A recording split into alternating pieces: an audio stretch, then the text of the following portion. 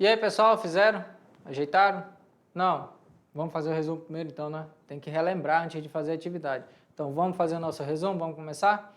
Então, resumo aí da aula 46. Então, a estática dos sólidos, parte 1, certo? O que nós vimos? É possível ficar em repouso mesmo fazendo muita força? Sim. Você vai fazer força para permanecer em repouso. Então, observe aqui o ginasta aí fazendo a força necessária para equilibrar seu corpo e não cair, né? Então, nós temos aí duas trações para cima e o peso puxando o corpo dele para baixo. Então, aí nós estamos falando de equilíbrio, certo? O que isso significa? Que a soma das forças tem que dar zero. Essas duas têm que ter o mesmo valor da força-peso, porque a força final tem que ser zero. Isso significa que T1 mais T2 tem que ser igual ao peso, tá? É isso que significa. A força final tem que ser zero. Bom, o que diz a primeira lei de Newton? Para que aconteça o equilíbrio de um corpo estático em repouso, é necessário que a resultante das forças que atuam sobre ele seja nula. Então, sempre pensar, gente, lembra, eu não estou dizendo que não há força, eu estou dizendo que a resultante das forças é zero. Significa o quê? Se alguém me puxa para lá com 100 newtons, a outra, e eu faço o quê? Eu permaneço aqui, eu seguro. A pessoa me puxa, eu permaneço parado, significa que ela está fazendo 100 newtons de força puxando e eu estou exercendo 100 newtons de força resistindo. Mas se eu não saio do lugar, a resultante é zero, não é que as forças são zero, entendeu? Eu estou fazendo 100 newtons de força, a pessoa 100 newtons de força, mas eu estou parado. Um cabo de guerra que ninguém vence, o que está dizendo? Está dizendo que as pessoas que estão puxando para o lado é igual às pessoas que estão puxando para o outro. O que a pessoa faz? Dá impulsos. Ela pega e dá aquele puxão, dá o puxão e tenta todo o tempo deslocar as pessoas e trazer. Lembra, é difícil fazer as pessoas se mover. Depois que elas se mover e continuar puxando, elas vão ter uma... Geralmente perde, né? Depois que vem de uma vez. Então, cabo de guerra, o que acontece? Várias forças puxando em sentidos contrários, na mesma direção da corda, sentido contrário, a resultante é zero, tá bom? Quando não se move. A partir do momento que se move, não é mais zero. Vamos lá? Então, para permanecer parado em equilíbrio, a resultante das forças tem que ser zero. Certo? Olha aí, resultante das forças igual a zero. E o centro de massa, como eu falei, né, gente? Quando o corpo ele é simétrico, ele é todo certinho, cilíndrico aqui, belezinha, todo certinho, ele vai girar sempre no seu centro de massa, tá vendo? É como se fosse uma bolinha se movendo. Se eu desenhasse uma bola e não desenhasse a barra, iria se mover exatamente dessa forma, girando, porque ele é todo simétrico. É como se toda a massa da barra estivesse concentrada em um único ponto e todas as forças que atuam em cada partícula da barra também estivesse aplicada em um único ponto. Então, essa é a ideia principal da aplicação do centro de massa. Como eu falei para vocês também, agora vocês vão para as atividades, né? Só lembrando aí, tentaram o experimento, colocaram aí o braço, o pé certinho na parede, tentaram levantar a perna, vocês vão ver que praticamente é impossível você fazer isso, né? Você também tenta, parece que a perna está... Você perde a força, não é que você perde a força, é porque você não tem para onde jogar o corpo, você teria que deslocar a parede, né? E não dá para deslocar a parede, logo você não consegue levantar o pé, né? Parece que o pé está grudado, beleza? Então vão lá, façam as atividades, já eu volto para corrigir, beleza? Tchau!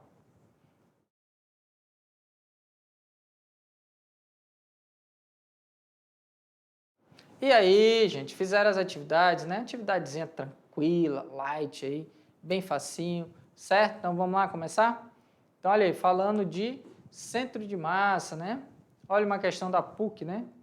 Duas esferas rígidas, 1 e 2, está aqui as esferas, ó, a representação aqui, de mesmo diâmetro, estão em equilíbrio dentro de uma caixa.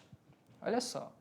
Considerando nulo o atrito entre todas as superfícies, assinale o diagrama que representa corretamente as forças de contato que agem sobre a esfera 2 nos pontos A, nos pontos A, B e C.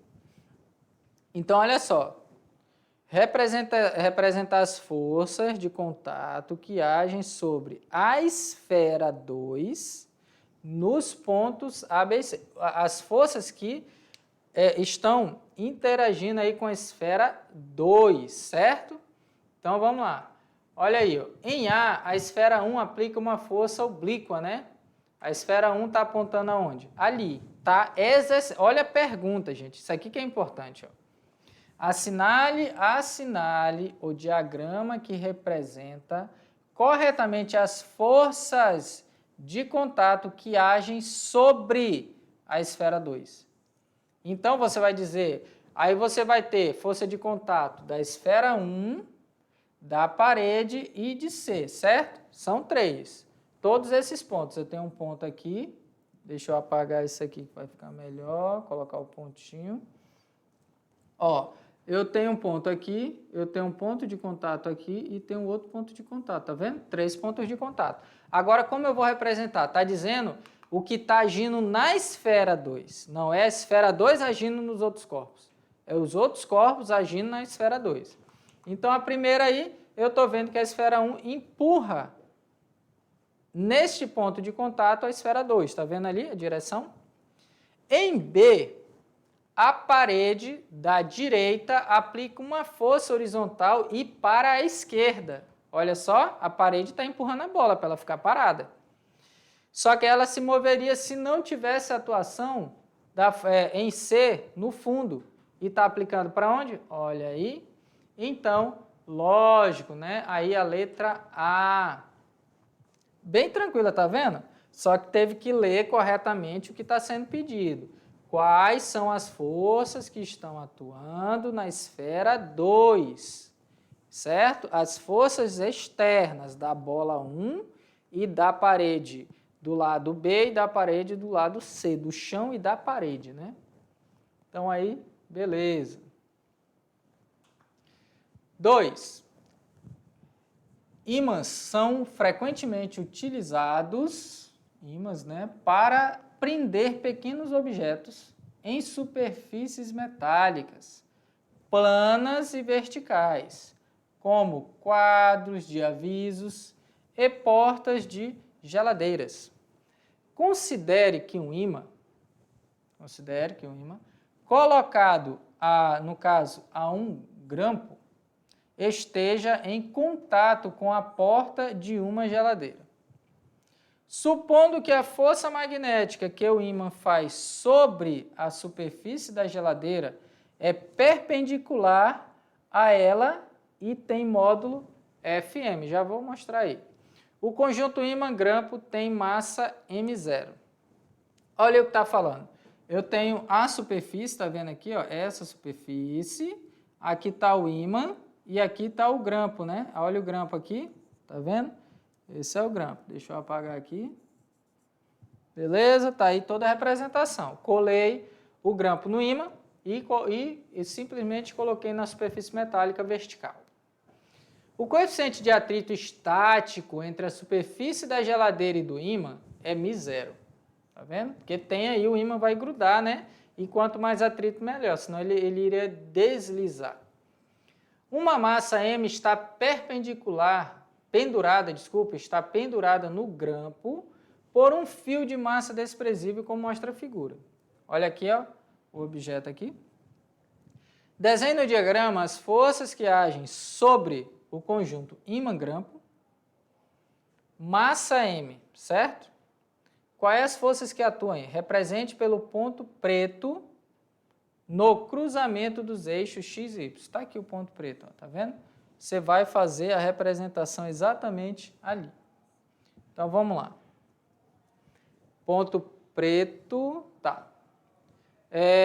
Identificando cada uma dessas forças. Vamos lá. Você vai pegar o ponto, você vai ter que fazer o quê? Vamos lá. Primeiro, A força-peso, ela atua em quem? Eu tenho uma massa M, então eu tenho uma força-peso puxando para baixo, certo? Só que essa força-peso, ela tá, ó, força exercida pela Terra sobre o conjunto todo, tá? A tração exercida pelo fio é aplicada pelo conjunto ímã-grampo sobre a massa. Tá vendo? Olha aqui, ó. O objeto está puxando para baixo e o grampo está puxando o objeto para cima. Força de atrito trocada entre o conjunto e a parede da geladeira sempre é contrária ao movimento. Qual é o movimento na vertical? Sempre tendendo a descer. E ele não vai descer, né? Ele vai tentar segurar ali. Então, é indicado para cima. A força magnética que atrai o conjunto para a esquerda é de atração magnética entre o ímã e a parede da geladeira. Então, a força magnética está puxando todo o conjunto para a parede metálica. E a força normal é contrária, né? Sempre tem essa força normal aí na superfície. Reação da parede da geladeira sobre o conjunto. Então, o ímã está segurando, pensa aí, ó. Tem o peso de todo o conjunto, peso, tem a tração no fio que está puxando esse objeto e o objeto está puxando para baixo. Está sendo exercido nesse conjunto, tá? O objeto está puxando para baixo, tem a força-peso de todo o conjunto, tem a força de atrito, a força magnética e a força normal. Aí é só uma representação, tá? Só era para representar tudo isso daí. Beleza? Então, força-peso, tração. Por que tração, gente? Porque aqui eu estou considerando o peso só desse objeto, tá? Só desse objeto aqui, ó. É o peso dele. A tração é em relação ao peso desse corpinho aqui. Então, aí, se eu quisesse juntar tudo, eu poderia fazer um peso total, mas eu fiz o peso do conjunto mais o peso do objeto que eu represento pela tração, não é? Onde está a tração? Se você analisar, a tração está bem aqui, ó. A tração, o objeto... sai daí. E aqui, ó. Então, uma tração puxando para baixo, uma tração puxando para cima. Então, é isso aí que acontece. Todas as representações. O ímã puxando para a parede empurrando o objeto na normal. E, para finalizar, o ITA São Paulo, né? Olha aí. É dado um pedaço de cartolina com a forma de um sapinho, cujo centro de gravidade situa-se no seu próprio corpo, certo? A seguir, com auxílio de massa de modelagem, fixamos uma moeda de 10 centavos em cada uma das patas dianteiras do sapinho. Então, olha aqui, ó. A massinha. Apoiando-se o nariz do sapinho na extremidade de um lápis, ele permanece em equilíbrio. Tá vendo? Isso aqui é um desenho, né, gente? Aqui o lápis, a base do lápis, certo? Aqui a ponta dele e o sapinho bem na ponta, equilibrado. Aí o sapinho é todo simétrico, né, os dois lados iguais e a patinha ali com as massas. Nessas condições, pode-se afirmar que o sapinho com as moedas, né, permanece em equilíbrio estável porque o centro de gravidade do sistema continua no corpo do sapinho, situa-se no ponto médio entre os seus olhos, situa-se no nariz do sapinho, situa-se abaixo do ponto de apoio, situa-se no ponto médio entre as patas traseiras. Então, vamos ver aqui, ó. Tá vendo aí o sapinho? Olha aonde vai parar. Se ele é de cartolina, o centro de gravidade situa-se abaixo. O que acontece? Equilibra. Ele nem cai desse lado e nem cai desse outro. Então, a resposta correta aí é a questão D. Situa-se abaixo do ponto de apoio. Quem nunca viu um brinquedo desse, né? Sempre tem esses brinquedinhos que você pega e faz essa situação. Então, pessoal, olha só, tem outro exemplo que você pode fazer, é pegar uma rolha e colocar um palito de dente. Você coloca o palito de dente na rolha, faz um objeto, ou garfo também dá para fazer com garfo. você consegue prender o garfo num palito de dente e colocar eles, como é que você faz? Você pega 2 garfos, faz isso aqui, certo? Aí você pega o palito de dente, coloca ele aqui no meio dos dentes travados e você apoia em cima da ponta de outro palito de dente.